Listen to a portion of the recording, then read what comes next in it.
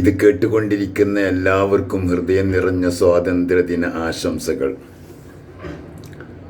അഭിമാനത്തിൻ്റെ 79 വർഷങ്ങൾ ഓഗസ്റ്റ് 15 വെറുമൊരു അവധി ദിവസമല്ല, തലമുറകളുടെ പോരാട്ടത്തിൻ്റെ, ത്യാഗത്തിൻ്റെ ഓർമ്മപ്പെടുത്തലുകളാണ്.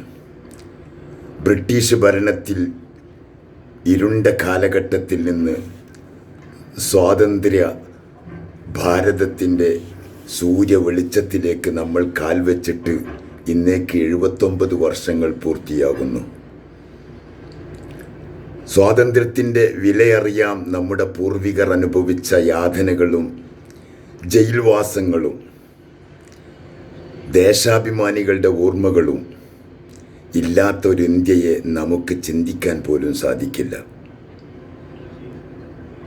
മഹാത്മാഗാന്ധി, ഭഗത് സിംഗ്, സുഭാഷ് ചന്ദ്രബോസ്, സർദാർ വല്ലഭായ് പട്ടേൽ, മൗലാന അബുൽ കലാം ആസാദ് തുടങ്ങി വാരിയംകുന്നൻ കുഞ്ഞഹമ്മദാജി, ആലി മുസ്ലിയാർ, മമ്പുറം തങ്ങൾ, വെളിയങ്കോട് മർക്കാലി തങ്ങൾ തുടങ്ങി ഒട്ടധികം പേരെ നാം ഓർക്കേണ്ട ദിവസമാണ് സ്വാതന്ത്ര്യദിനം.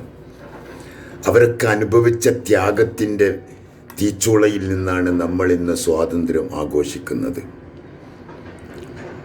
എണ്ണമറ്റ പോരാളികളുടെ നിസ്വാർത്ഥ സേവനത്തിൻ്റെ ഫലമാണ് നമ്മൾ ഇന്ന് അനുഭവിക്കുന്ന ഈ സ്വാതന്ത്ര്യം. ഇന്നത്തെ ഇന്ത്യയുടെ ഉത്തരവാദിത്വം സ്വാതന്ത്ര്യം കിട്ടുക എന്നത് വലിയൊരു കാര്യമാണെങ്കിൽ അത് കാത്തു സൂക്ഷിക്കുക എന്നത് അതിനേക്കാൾ വലിയ ഉത്തരവാദിത്തമാണ്. വിവിധ മതേതരത്വത്തിലും സംസ്കാരത്തിലും വ്യത്യസ്തത പുലർത്തുമ്പോഴും ഇന്ത്യൻ എന്ന ഒറ്റ വികാരത്തിൻ്റെ കീഴിൽ നാം ഒന്നിച്ചു നിൽക്കണം. ഇന്നത്തെ തലമുറയുടെ ശാസ്ത്രം, സാങ്കേതിക വിദ്യ, കല, കായികം തുടങ്ങിയ എല്ലാ മേഖലകളിലും രാജ്യത്തിന് അഭിമാനം വാനോളം ഉയർത്തുന്നു. നമ്മുടെ പ്രതിജ്ഞ നമ്മുടെ രാജ്യത്തിൻ്റെ അഖണ്ഡതയാകണം. ഇവിടെ ഹിന്ദുവും മുസ്ലിമും ക്രിസ്ത്യാനിയും ഒരുമിച്ച് നിൽക്കുന്ന ഒരു ഇന്ത്യ നമുക്ക് വേണം. വർഗീയ ഫാസിസ്റ്റ് ദുർഭൂത ശക്തികൾ നമ്മെ വല്ലാതെ അലോസരപ്പെടുത്തുന്നുണ്ട്. അവർക്കൊന്നും സ്വാതന്ത്ര്യം ആഘോഷിക്കാനുള്ള ഒരർഹതയും ഇല്ല എന്ന് നമുക്കറിയാം. വെറുതെ വലിഞ്ഞു കയറി ഞങ്ങളും സ്വാതന്ത്ര്യത്തിൻ്റെ ആളുകളാണെന്ന് പറയുന്ന വർഗീയ കോമരങ്ങൾ, സ്വാതന്ത്ര്യദിനത്തിൽ ഒരു പങ്കുമില്ലാത്ത, മറിച്ച് സ്വാതന്ത്ര്യദിനത്തെ നിസ്സാരപ്പെടുത്താൻ വേണ്ടി ശ്രമിച്ച ബ്രിട്ടീഷുകാരോടൊപ്പം ചേർന്ന് നാടിനെ ഒറ്റുകൊടുത്ത വർഗീയ കോമരങ്ങൾ, അവരുടെ സ്വാതന്ത്ര്യദിനം കാപട്യമാണ് എന്ന് തിരിച്ചറിയാൻ നല്ലവരായ ഹിന്ദുക്കളും ക്രിസ്ത്യാനികളും മുസ്ലിങ്ങളും തയ്യാറാകണം. നമ്മുടെ രാജ്യം ഹിന്ദുവും മുസ്ലിമും ക്രിസ്ത്യാനിയും തോളോട് തോളുരുമ്മി നിൽക്കുന്ന ഇന്ത്യ നമുക്ക് വേണം. ആ ഇന്ത്യയെ കാപട്യം കൊണ്ട് നശിപ്പിക്കാൻ ശ്രമിക്കുന്ന അവരെ നാം തിരിച്ചറിഞ്ഞേ പറ്റൂ. നിസ്കാരത്തയമ്പുള്ള മുസൽമാനും ചന്ദനക്കുറിയിട്ട ഹിന്ദുവും കുരിശുമാല അഴിഞ്ഞ ക്രൈസ്തവനും ഒന്നിച്ച് അണിചേർന്ന് സൗഹാർദ്ദ പ്രകടനം നടത്തണം. മുസ്ലിം പള്ളിയിലെ ബാങ്കൊലിയും ക്രൈസ്തവ ദേവാലയത്തിലെ മണിയടിയും ഹിന്ദു ദേവാലയത്തിലെ ശംഖുനാദവും ഒന്നിച്ച് കേട്ട് ആസ്വദിക്കുന്നൊരു ഇന്ത്യ നമുക്ക് വേണം. സമാധാനത്തിൻ്റെ ഇന്ത്യ. ഇന്ത്യ നമ്മുടേതാണ്. ഇന്ത്യയിലെ എല്ലാവരും സഹോദര സഹോദരിമാരാണെന്ന് ചെറുപ്പം മുതലേ നമ്മളൊക്കെ സ്കൂളിൽ നിന്ന് കേട്ട് പഠിച്ചതൊക്കെ മാറി ഇന്ന് ഹിന്ദു വേറെ, മുസ്ലിം വേറെ, ക്രിസ്ത്യാനി വേറെ എന്ന കാഴ്ചപ്പാടിലേക്ക് നമ്മുടെ ഇന്ത്യയെ കൊണ്ടുപോകുന്ന വർഗീയ കോമരങ്ങളെ നാം തള്ളിക്കളഞ്ഞേ പറ്റൂ. അവരുടെ ജൽപ്പനങ്ങൾ ചവറ്റുകൊട്ടയിലേക്ക് തള്ളിമാറ്റി സെക്യുലർ ഭാരതമാകുന്ന, ജനാധിപത്യ രാഷ്ട്രമാകുന്ന എല്ലാവരും, മതമുള്ളവനും മതമില്ലാത്തവനും തോളോട് തോളുരുമ്മി ഇന്ത്യയെ കാത്തു രക്ഷിക്കണം. കഴിഞ്ഞുപോയ മഹത്തുക്കളായ ആളുകൾ ഇന്ത്യക്ക് വേണ്ടി സഹിച്ച ത്യാഗങ്ങളെ നാം മറക്കാൻ പാടില്ല. അവരൊക്കെ ഒരുപാട് പ്രയാസങ്ങൾ സഹിച്ചിട്ടുണ്ട്, നിസ്സാരമല്ല. വാഗൺ ട്രാജഡി നമ്മുടെ മുന്നിൽ ട്രാജഡിയായി ഇന്നും മനസ്സിനെ വേദനിപ്പിക്കുന്ന രംഗങ്ങളാണ് വന്നുകൊണ്ടിരിക്കുന്നതൊക്കെ. ഇന്ത്യ രാജ്യത്തിൻ്റെ ചരിത്രം അങ്ങനെയാണ്. സൂര്യനസ്തമിക്കാത്ത സാമ്രാജ്യ ശക്തികളെ ഈ നാട്ടിൽ നിന്ന് ഓടിപ്പിക്കാൻ വേണ്ടി നമ്മുടെ നാട്ടുകാർ ശ്രമിച്ച, കഴിഞ്ഞകാല നമ്മുടെ പൂർവികർ ശ്രമിച്ച ശ്രമങ്ങളെ നിസ്സാരപ്പെടുത്താൻ വേണ്ടി ശ്രമിക്കുമ്പോൾ ബ്രിട്ടീഷുകാരോടൊപ്പം ചേർന്ന് ഇന്ത്യയെ നശിപ്പിക്കാൻ ശ്രമിച്ച, ഇന്ത്യയുടെ സ്വാതന്ത്ര്യം ഇല്ലാതാക്കാൻ ശ്രമിച്ച ദുർഭൂത ശക്തികളെ തിരിച്ചറിയാത്ത കാലത്തോളം നമ്മുടെ നാട് രക്ഷപ്പെടൂല. നമ്മുടെ നാട്ടിൽ നമുക്ക് സമാധാനത്തോടെ ജീവിക്കണം. ലോകത്തെ ഏറ്റവും വലിയ സെക്യുലർ ഭാരതമാണ് നമ്മുടെ രാജ്യം. ഇന്ത്യയെപ്പോലെയുള്ള ജനാധിപത്യ രാഷ്ട്രം ലോകത്തെവിടെയുമില്ല.